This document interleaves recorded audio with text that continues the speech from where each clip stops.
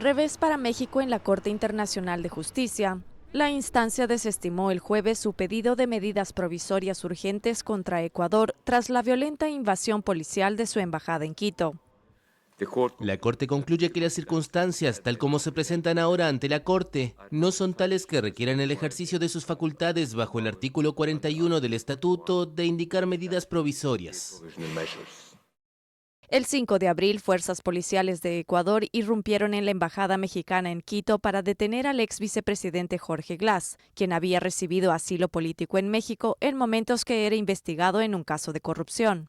La Corte, sin embargo, enfatizó la importancia de la inviolabilidad de los diplomáticos y embajadas. No obstante, la Corte subraya la necesidad de enfatizar la importancia fundamental de los principios consagrados en la Convención de Viena sobre relaciones diplomáticas. Como la Corte ha señalado anteriormente, y cito, no existe un requisito previo más fundamental de la conducta entre Estados que la inviolabilidad de los enviados diplomáticos y las embajadas.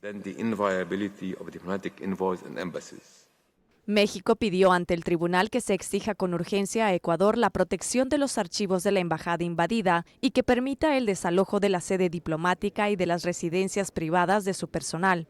Igualmente pidió que Ecuador se abstenga de cualquier acto que pueda afectar la implementación de las órdenes de la CIG y de toda conducta que agrave y amplíe la disputa entre los dos países. Los jueces consideraron que Ecuador ofreció a la Corte garantías por escrito sobre la protección a los archivos y su acuerdo para que el personal mexicano desocupe las instalaciones que utilizaba en la capital ecuatoriana.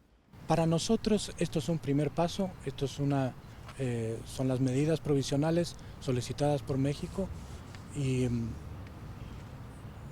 tenemos todavía algún camino que recorrer, pero por supuesto nosotros siempre estamos dispuestos a conversar y a dialogar con México.